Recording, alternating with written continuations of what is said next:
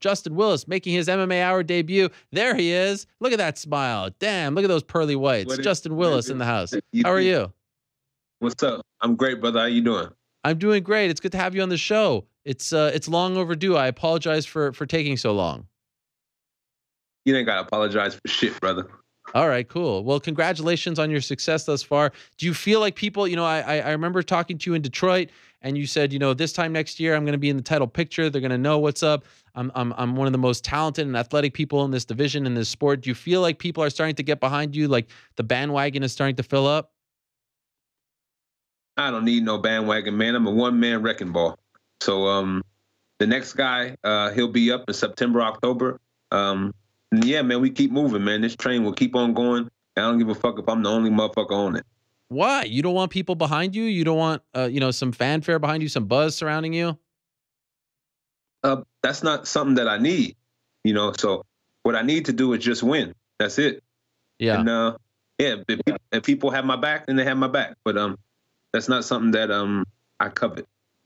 You're coming off a victory over Chase Sherman in Atlantic City. Were you happy with that performance? Were you happy with that victory? I mean, I won. That's the name of the game. But I always expect to do better and be better. So was I happy? I mean, I won, but I can always be better. Just like you. What do you mean, just like me? What are you talking about? I'm always on my A game. Are you kidding me? What are you saying? You saying that I'm slipping or what? No, we all could do better, baby. Nobody's perfection. That is true. That is true. I see. I think about that quite. You thought my first introduction to you, you thought that I was trying to stir the pot between you and DC, but I was just asking an innocuous question. It was just I know there's a rivalry there in terms of a competitive sort of back and forth in the gym. That's all good. It wasn't negative, but I think that you came in with a self-fulfilling prophecy that I was trying to stir the pot, which I don't think was accurate. Oh no, I didn't know you. So I just know that I didn't know you. So that was a weird question to answer at the beginning, but to ask at the beginning, but it is what it is, man. We can move forward. I love you. By the way, could you do me a favor? I just see the lower end of your face right now. Yeah, there we go. Or if you want to just sit back, maybe. Now I just see your chin. Maybe tilt the camera up there just a smidge. I want to see the full. I want the whole picture. Now we're talking. There it is. Oh, yeah. Oh. No, now we're back to just the mouth. Yes, that's perfect. Can we keep it there? Okay. All right. Is your arm getting tired? Are you like holding the camera up? Oh no, I'm good. I got the little holder thing on the back of the camera. We all good, baby. Let's get it going. Okay, so how are things with you in DC these days? We're good. He does him, I do me, man. That's all we can do, man. Two individual men that are both on track to be the best. I mean, he's a lot farther ahead, but I'll catch up very soon. Do you actively train together, or when you say he does him and you do you, are you kind of training on separate sides of the gym these days? I just got done with a fight, so I'm getting my body back ready, but I'll be back in a couple weeks. Okay. Are you going to be a big part of his camp because he's fighting at heavyweight now? We'll see. Whatever they need me to do, I'll be there to do it. Yeah. What is it like as when you were a youngster coming in? I saw when you posted on social media. There's you, Javier Mendez, DC Kane. As a young guy coming into the sport, and you're surrounded by these legends, even back then. What was that like for you? Did you feel like were you wide-eyed? Did you understand like how cool this was, how great this was for you to be around these people? It was a blessing to be around people who accomplish such great things. But I came in with my head down, just willing and able to work, and figuring out what it took for me to get to that level, or what it takes for me to get to that level. And right now, what you're seeing is my premonitions of intuition coming into fruition. Literally, I put in all the work. I've collected my resources around me. I have people who, my very close circle, close net people. We got something cooking, man, and it smells wonderful. And I know everybody smells it. So now it's time to put the shit on the plate and serve it. You dig? Oh yes, I dig. Yes. Right now, do you consider yourself when you survey the terrain? Do you consider yourself just as good as the top 10 in the UFC's heavyweight division? You can hang with all those guys? I see myself as the best. I mean, that's it. That's all. I don't see myself competing with anybody else. I see myself as just the best. So I'll do what it takes, whatever it takes to get to where I need to go, and that's to be the greatest. So when you say you see yourself, like right now, let's just say crazy circumstance, they throw you in there with Stipe. You think you're better than Stipe as we sit here and talk today? I mean, yes, I have to, man. This is the sport. It's a fight. Anything can happen. Right. Anything. Have you always had that kind of confidence in yourself, or is that something that you developed over time? It's come with work. That's it, man. You know, and now I'm getting to the resources that I need to get to get to where I need to get to. So I can keep explaining it over and over. So what happens is a lot of people come into this sport and you come in and nobody believes shit. You know, this is the fight game. Nobody believes nothing until you put in the work, and you put in the work that happens on film. But in order to get the resources that it takes to push your body and your mind and your spirit to that level, first you have to win these mediocre fights at the low end. Yeah. Then once people start believing, then you start getting resources, and then you start feeling that potential that God gave us. And that's what you're seeing in front of your face. A person fulfilling their potential. How's the UFC treating you these days? Because I do believe that you're coming to the end of your contract, right?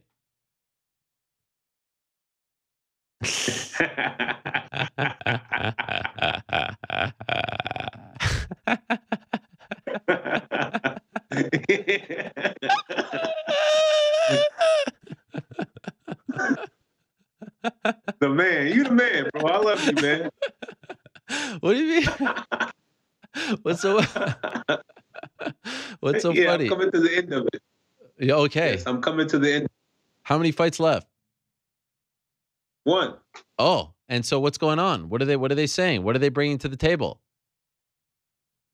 Man, it doesn't really matter. I'm fighting my contract out. Oh, okay. Point blank period. Are they going to let you test the waters after? Like, are you going to become a free agent? I mean, my dream, my goal is simple: to become the UFC champion. That's it. That's all. I mean, Bellator, I mean, a beautiful organization. Ryzen, a beautiful organization. Any other ones out there that are major? PFL, maybe, if you want to consider them. PFL, amazing. The people are amazing, but that's not my destiny. My destiny is over here in the UFC to win this belt, and I will accomplish that. So I'll resign after this next fight, and we'll go from there. Have they? Because I would imagine, young heavyweight, undefeated in the promotion, marketable, charismatic, powerful. I would think they'd want to, sign you up rather quickly. Have they even, approached this, or are they gonna just let you fight it out? That seems to be a dangerous play. I mean, they could play it however they want to play it, man. I'm just, I'll get my worth. Every single ounce, every single dollar, every single quarter, every single penny. I'll get my worth. Wow. And so have they even brought anything? Like, have you turned down? Like, do you feel like they're not bringing you your worth right now? Hey, that's between me and the promotion. All right. Fair enough. Have they approached you with a fight yet for your final fight on your contract? No, not yet. Like I said, before this next fight, I need to evolve a little bit. I need to work on a few things. I've just been working with some of these coaches for, like I said, a year. So I think that I need to take a little bit of time off to sharpen some of my tools, to go out there and be able to express myself a little bit better. In this next fight, I will accomplish that. Your backstory is one of the devastating. Okay. I look forward to that. Now, your backstory is amazing. Correct me if I'm wrong. You grew up in Northern California. You bounced around from 23 different foster homes. Is that accurate? Foster home, group homes, treatment centers, residential centers, homeless shelters. Yeah, it is what it is. Wow. And you used to have fights, like they used to kind of organize fights as kids for you guys, and you were a part of these things, like in these quote unquote pits. Is that accurate? Yes, sir. It was at a place called Frago Treatment Center, which was in Oakland, California. That was one of the places where it sticks out in my mind as the most memorable moment. Wow. And when it comes to this pit fighting. How old were you? When I was at Frago, I was 9, 10, or 11. I don't remember exactly. Yeah, and somewhere around that age. Is this just like the the adults are putting the kids together to fight? That seems wrong. I mean, this was 1998 or whatever year it was. They closed down 1998, so that's 11, yeah. So yeah, I mean, if it was wrong, it was wrong. But I don't know if you know much about the foster care system. There's a lot of stuff that happens wrong in those foster care systems. That I think that God put me in this position where I'm at to shine light on what's going on in those foster care systems, because I feel as though if you take these kids out of their homes, you have to offer them something better. Yeah, and what I received was not better. It was worse. But I wouldn't say worse, but it created what I am today, which is a monster when it comes to getting in that cage. Do you feel like if you didn't go through all of that, bouncing around, the pit fighting, all that you would not have become a fighter? I don't know what God has made. I mean, who knows? I mean, I don't know. You don't know. Nobody knows. Right. So I don't know. That particular place that you talked about, did they close down because of the pit fighting? They closed down for a lot of shit. Okay. Wow. And at any point, as a youngster, did you eventually get adopted by someone? Did you eventually move out of that system? When I was 15 years old, I moved in with a family, and actually from Valley Christian. Their names are the Ullams. So I was in this homeless shelter at freshman, so my sophomore year at Carmont High School, which is in Northern California. I'm about to give them all shout outs, which is in Northern California. That was my sophomore year. And my whole sophomore year, I was at this homeless shelter in Redwood City called Your House North or South, one of those. And while I was in this homeless shelter, I was in a part of this group called Young Life, which is a Christian organization for kids, which was ran out of the Menlo Park Presbyterian Church. That's where I met the Ullams. And when meeting the Ullams, I got a chance, and I got saved essentially. A young black guy that had a lot of potential, very good at. They understood my intellect, and they understood my athletic ability, and they believed in me at a young age. So I got a chance to go to private school and move in with the white folks. Wow. And what was that like? Was that well received on your end, or was it a bit of a shock to now live with, a family that was more stable, maybe different than you, but I'm assuming it was, a warm family that was opening their arms up to you, right? Oh, it was a beautiful situation. The contrast is crazy. You grow up in the inner city, or you grow up in these homes, and you have to go without, literally go without, everything or anything, to moving in with the Ullams and have everything essentially. Wow. And by the way, I'm just getting your mouth again. It just scooch up a little bit. There we go. There we go. There we go. I want everyone to get the full Big Pretty picture here. They don't call you Big Pretty for nothing. By the way, if you don't mind me asking, what happened to your biological parents? My father, see, I don't tell the story very often. I got a chance to meet my father 5 years ago, which I would actually deem as the transition in my life. That's what you're seeing today. Okay. So I would have to, credit my father, because I essentially did everything he did not do. And I'm not saying that to brag. I'm saying that because he left me a legacy that was great. Do the opposite. And I'm here. My mother, she lives locally. Yeah, she's my mother. Okay. Do you have a relationship with either of them? My father passed away. I was supposed to fight, I don't know if you remember, in the Brooklyn card. Yes. I was, and I had a cutting weight issue. Not many people know, and I'll let the world know. My father passed away a week after that. When I found out about that fight, I was dealing with my father, dying. And so he ended up dying a week after I was supposed to make my debut. Wow. Wow. And were you able to say goodbye to him? No, but it's okay. I'm sorry. And your mom, are you in contact with her? Not really. Okay. Yeah, man. So no. Okay, but this is all shaped who you have become. What about this family that brought you in, the white folks, as you put it? Are you still in contact with them? We talk every once in a while. Okay, all right. They know what you're doing. They're proud of you. Oh yeah, yes. I'm hopefully. And when you say like you know this is a good opportunity to shine a light on the foster care system in America and what's wrong with it, is it possible to ask like in a nutshell what is wrong with the foster care system in America? And by the way, now I just see your eyes, so just scooch down a little bit. We're split. There we go. Yep, now we're good again. Ask that question. You the man, Ariel. Hey, ask that question one more time, sir. Oh, you had mentioned that this is an opportunity now. Your newfound fame is an opportunity to shine a light on the foster care system and what's broken. With it in America. Could I, I know it's probably a very complex issue, but in short, what is wrong with the foster care system in America?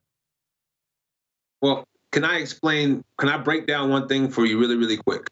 Okay? Please, yeah. So, all right. So let's first talk about psychology, right? Okay. So psychology in general.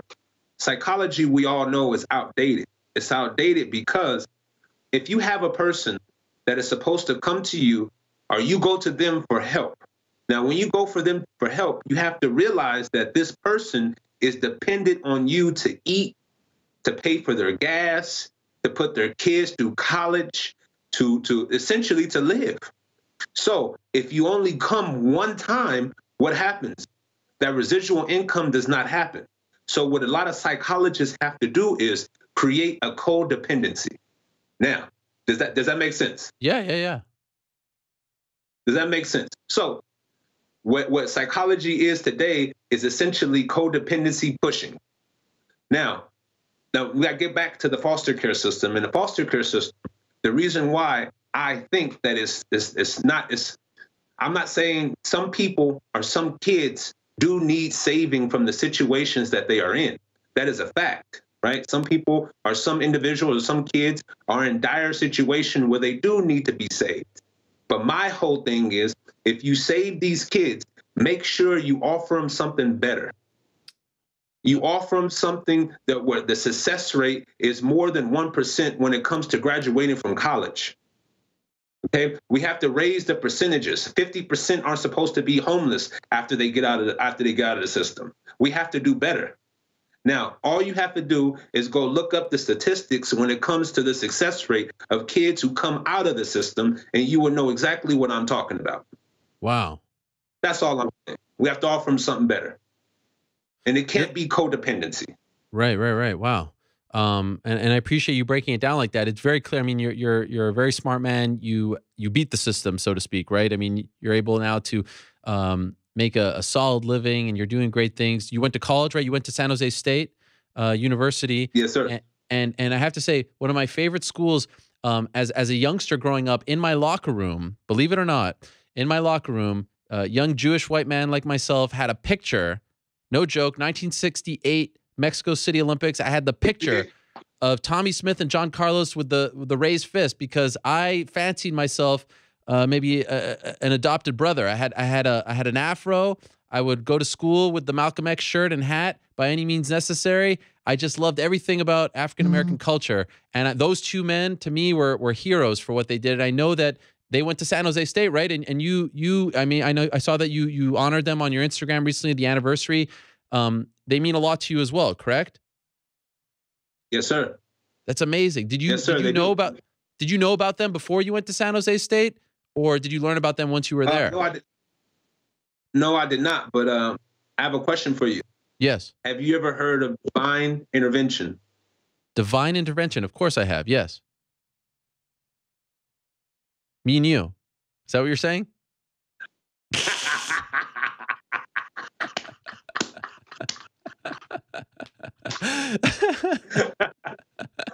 It was meant to be, right?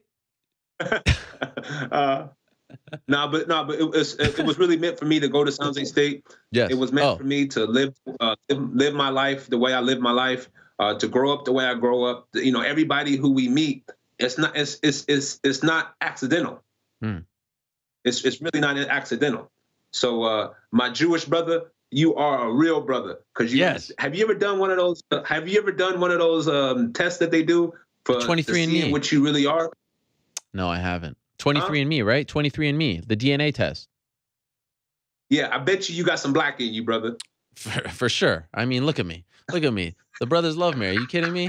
I had an afro better than most that I've seen on any brother. I mean, that thing was gigantic. I had the pick in my hair and everything. By any means necessary, I'm telling you. But let me ask you, is that why, when you weigh in, is that why you put your fist up? Is it in honor of those two men?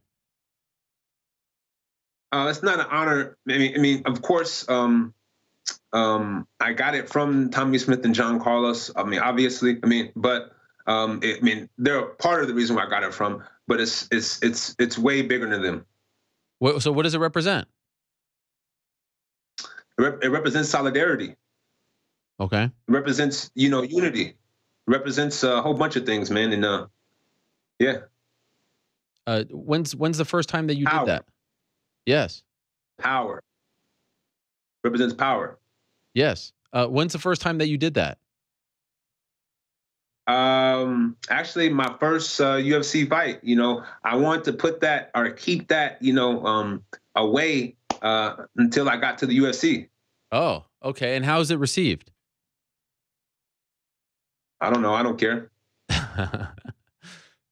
I feel like you're the kind of guy who's looking forward to greater things, not only for yourself, because you want to make a difference in the community. You want to teach the younger generation about, breaking through and overcoming and going through obstacles and things like that. I feel like this is something that really motivates you. Am I on the right path? You're definitely on the right road. Were you always like that, or is this something that's come to you in your later life? When I was younger, we all go through our stages in life. When I was younger, when you're young playing college football, you're dumb. You do a lot of stupid shit. But we grow, we learn, and we get to where God has us intended. But we all have to remember that we never stop being until the day we die. So only thing I can do is continue to grow and to continue to prosper from my hard work. Well, I got to tell you, this has been some kind of debut here for you on the show. This goes up there with some of the greats of all time. So it's great to have you. Great to clear the air, because I feel like we kind of got off on the wrong foot. So this was really good. I'm very happy about all this. Do you want to call your shot for your next fight? Do you want to ask for someone here, or do we want to just see what the UFC comes to the table with? Well, according to the UFC, all their little ranking system, I'm number 15 right now. I'm trying to get somebody, not trying, I need to get somebody ahead of me. Okay. Yeah. Point blank, period. So whoever that they have intended, or whoever that they want to sacrifice to me, they can. And I'll see that person in September or October. But I would like to say and make it clearly that that choice is up to the UFC. And it's up to the individual that's going to assign his life to me. Ah, yeah. And by the way, very quickly, who gave you the nickname Big Pretty? My grandmother when I was a little boy. Because you were pretty. Look at that. How could you do that? Justin, all the best to you, my man. Continued success, and we'll talk to you soon. And go easy on DC at the gym, all right? He's an old man. Take care, brother, and have a blessed day, brother. All right.